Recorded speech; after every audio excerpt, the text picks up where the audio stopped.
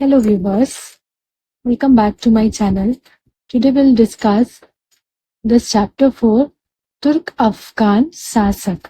ठीक है, तो हिस्ट्री के हमने चैप्टर 3 कंप्लीट कर लिए, 3 चैप्टर्स कंप्लीट कर लिया हमने और आज हम पढ़ेंगे चैप्टर 4। ठीक है, पार्ट 4 तुर्क अफगान शासक। चलिए, तुर्क अफगान शासक। भारत पर तुर्की आक्रमण के पश्चात अफगान शासक की शुरुआत मानी जाती है। तुर्की आक्रमणकारियों विशेषकर मोहम्मद गौरी द्वारा दिल्ली में शासित राज्य बाद में दिल्ली सल्तनत के नाम से जाना गया क्योंकि इसके अधिकांश शासक सुल्तान कहलाए। 1206 ईस्वी में मोहम्मद गौरी की मृत्यु हुई। उसके साम्राज्य का विभाजन उसके दासों के मध्य हुआ। उसके 3 दास सबसे प्रमुख थे, ताजुद्दीन यलदोज, नासिरुद्दीन कुबाजा और कुतुबुद्दीन ऐबक। ठीक है, ये मोहम्मद गौरी के 3 प्रमुख शासक थे। ठीक है, याद रखिएगा। पहला जो था ताजुद्दीन, इसमें वरिष्ठ राजधानी गजनी प्राप्त किया था। ठीक है, नासिरुद्दीन, इसका अधिकार सिंध और मुल्तान पर रहा और कुतुबुद्दीन ऐबक, इसने उत्तर भारत यानी केंद्र दिल्ली प्राप्त किया।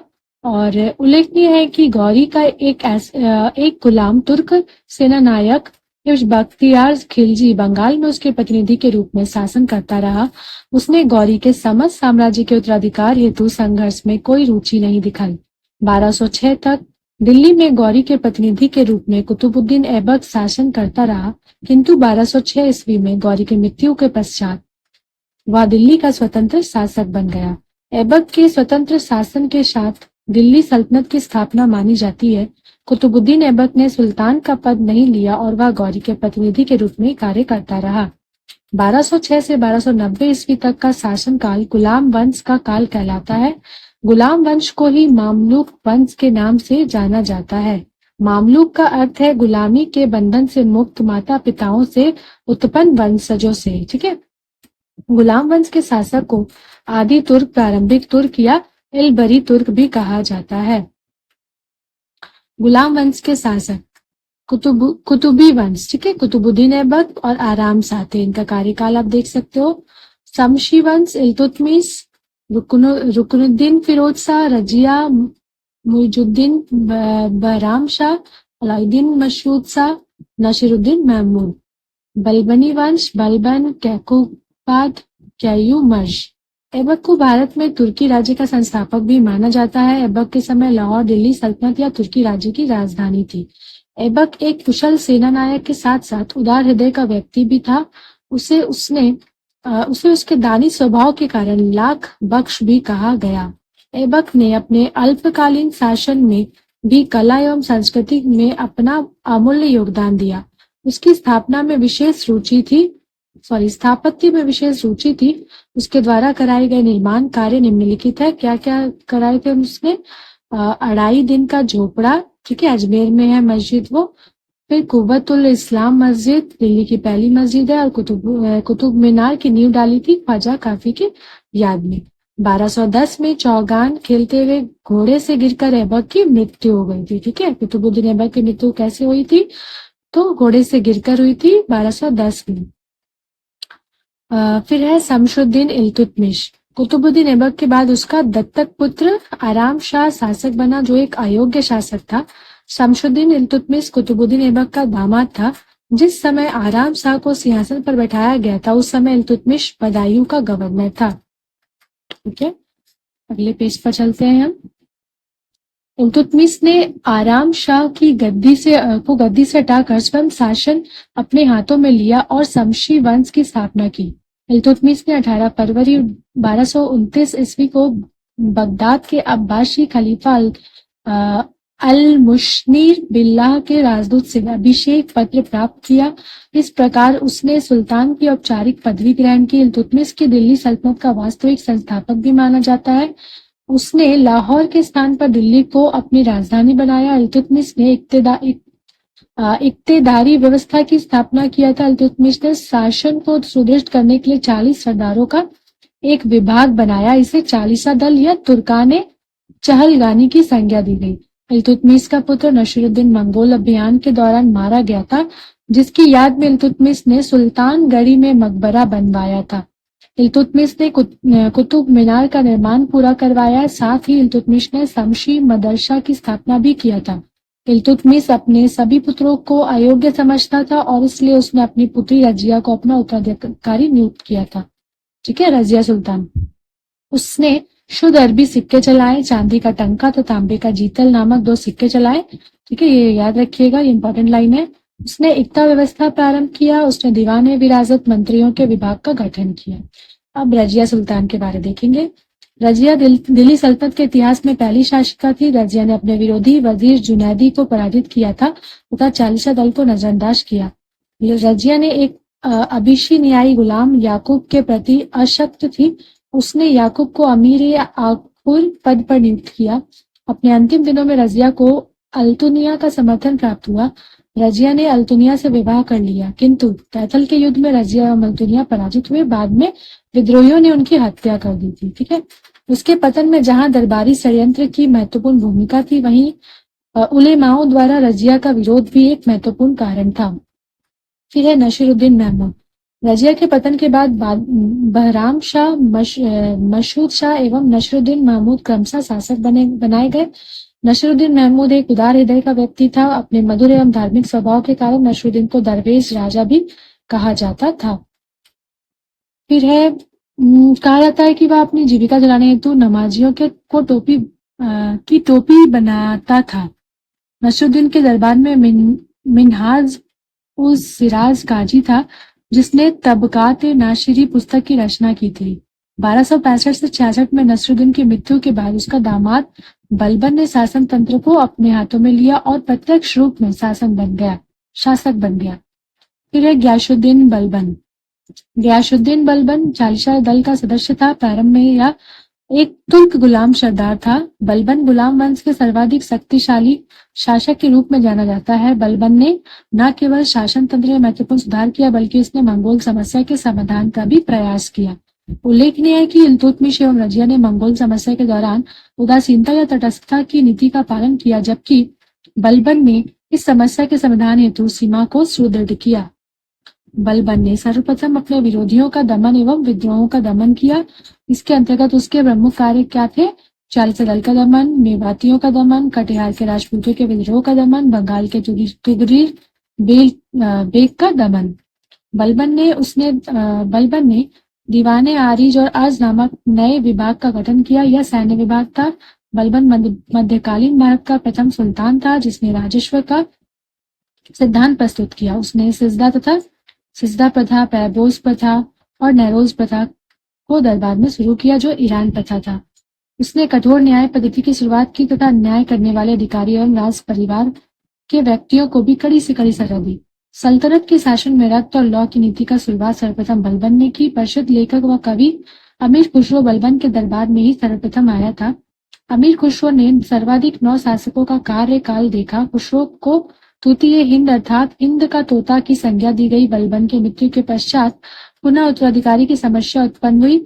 इस वंश का अंतिम शासक कैयूमर्स था। फिर है खिलजी वंश। ठीक है, 1290 से 1320 ईस्वी तक के शासक थे ये। जलालुद्दीन खिलजी 1290 से 96, रुकनुद्दीन इब्राहिम 1296, अलाउद्दीन खिलजी 1296 से 1315, उमर खिलजी 1315 से 1316, मुबारक खिलजी 16 से 320। ठीक है, सबसे कम कार्यकाल इनका था, उमर खिलजी। फिर है जलाउद्दीन खिलजी। जलाउद्दीन खिलजी का मूल नाम मलिक फिरोज था। इसने कैयूमर्स की गद्दी से हटाकर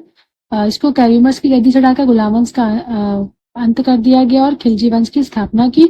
जलाउद्दीन की शासक व्यवस्था उसकी दुर्बल नीति का परिचायक है, जो उसके इस कथन से उजागर होता है कि मैं एक वृद्ध मुसलमान हूँ, मुसलमानों का रक्त बहाने की मेरी आदत नहीं है। इसके समय में 2000 मंगोलों ने इस्लाम धर्म को स्वीकार किया तथा दिल्ली के निकट मुगलकपुर स्थान में बस गए। इसमें उत्पन्न जाति को नबी मुसलमान कहते हैं। जलाउद्दीन खिलजी ने किलखोरी को राजधानी बनाया, जहां उसने कैकबाद द्वारा बनवाए गए महल में अपना राज्याभिषेक किया। उसने अलाउद्दीन की सहायता से दक्षिण में साम्राज्य का विस्तार किया। अलाउद्दीन ने दीवाने वकूफ के रूप में व्यय विभाग की स्थापना की और राजा के खर्च को नियंत्रित करने का प्रयास किया। फिर है हम अगले पॉइंट पे चलते हैं, अलाउद्दीन खिलजी। ठीक है, तो अलाउद्दीन खिलजी, जिसका मूल नाम अली गुरशर था, ठीक है, गुरशश। अलाउद्दीन खिलजी का मूल नाम क्या था? अली गुरशश। वह एक योग्य सेनानायक एवं कुशाग्र बुद्धि का व्यक्ति था। उसने न केवल शासन में अपनी कुशल सैन्य क्षमता का परिचय दिया, बल्कि शासन में उसके नवीन प्रयोग उल्लेखनीय रहे हैं। 1296 में अलाउद्दीन खिलजी ने छल पूर्वक जलालुद्दीन की हत्या कर दी थी और स्वयं को शासक घोषित किया था। वह शासन तंत्र को धर्म से अलग मानता था तथा धर्म को व्यक्ति विशेष की व्यक्तिगत भावना मानता था। अलाउद्दीन खिलजी अपने शासन में विद्रोह को दबाने के लिए एक अध्यादेश जारी किया था, जो इस प्रकार है। उसने दान, उपहार, पेंशन आदि के रूप में दी गई भूमि को जब्त किया, जिसे खालसा भूमि या राज्य की भूमि कहा गया है। उसने जुआ एवं मद्यपान का निषेध किया। उसने सार्वजनिक समारोह एवं वैवाहिक उत्सव पर रोक लगा दी।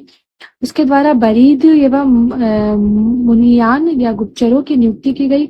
अलाउद्दीन ने एक नए नगर खिजराबाद की स्थापना की थी, ठीक है। फिर है देवगिरी अभियान के बाद अलाउद्दीन ने तेलंगाना अर्थात वारंगल को 1310 ईस्वी में जीत लिया था। वारंगल के काकतीय शासक प्रतापरुद्र ने उसे कोहिनूर हीरा भेंट किया। कोहिनूर हीरा मुगल काल तक दिल्ली दरबार में रहा। अलाउद्दीन का अंतिम महत्वपूर्ण दक्षिण भारतीय अभियान मलिक काफूर के नेतृत्व में द्वार समुद्र के होयसलों के विरुद्ध था। अलाउद्दीन के दक्षिण अभियान में जीत का मुख्य श्रेय उसके सेनापति मलिक काफूर को जाता है, जिसे उसने गुजरात अभियान के दौरान प्राप्त किया था। अलाउद्दीन ने एक कुशल शासक व्यवस्था की स्थापना की, जिसका मुख्य कारण उसके आर्थिक सुधारों को कहा जा सकता है। अलाउद्दीन के समय शासन तंत्र के मुख्य विभाग थे दीवाने विराजत, मंत्रिपरिषद, दीवाने अर्श, सैन्य विभाग, दीवाने इंसाफ, पत्राचार विभाग, दीवाने रियासत, बाजार विभाग, दीवाने मुस्तखराज, राजस्व विभाग। खालसा भूमि का अधिकारी सरदना नियुक्त किया गया था। अलाउद्दीन खिलजी इतिहास में अपने आर्थिक सुधारों के लिए जाना जाता है। अलाउद्दीन के मुख्य आर्थिक सुधार निम्नलिखित थे: बाजार नियंत्रण प्रणाली, कर प्रणाली में सुधार, भूमि पर आधिकारिक अधिकार में परिवर्तन, भूमि की पैमाइश, ठीक है। तो ये पॉइंट्स आप देख सकते हो, इसके अंदर के पॉइंट्स आप स्क्रीनशॉट भी ले सकते हो। हम तब तक अगले पेज पर चलते हैं। फिर है मुबारक खिलजी। अलाउद्दीन खिलजी के बाद सियाबुद्दीन उमर शासक बना, जिसकी हत्या कर कुतुबुद्दीन शासक बना। कुतुबुद्दीन ने मुबारक खिलजी के नाम पर शासन किया, जिसे कुछ इतिहासकार इस वंश का अंतिम शासक भी मानते हैं। स्वयं को खलीफा घोषित करने वाला वह दिल्ली सल्तनत का प्रथम शासक था। बरनी के अनुसार मुबारक खिलजी कभी कभी दरबार में नग्न अवस्था में आता था। फिर है खुसरो शाह, ठीक है। खिलजी वंश का अंतिम शासक खुसरो शाह था, जो हिंदू धर्म से परिवर्तित मुसलमान था। खुसरो शाह ने विद्रोह कर मुबारक शाह की हत्या कर दी थी तथा स्वयं को पैगंबर का सेनापति घोषित कर शासन किया। खुसरो शाह ने शत्रुओं के विरुद्ध इस्लाम का शत्रु और इस्लाम खतरे में है का नारा लगाया, ठीक है। ये नारा किसने लगाया था? खुसरो शाह ने, याद रखिएगा। तुगलक वंश, खिलजी वंश के बाद तुगलक वंश की स्थापना हुई थी, ठीक है। तुगलक सुल्तान करौना जनजाति के थे। करौना जनजाति तुर्कों और मंगोलों की मिश्रित जनजाति थी। तुगलक वंश 1320 से 1400 ईस्वी तक के प्रमुख शासक थे। इसमें गियासुद्दीन तुगलक है, इनका कार्यकाल दिया हुआ है, यहाँ आप स्क्रीनशॉट ले सकते हो।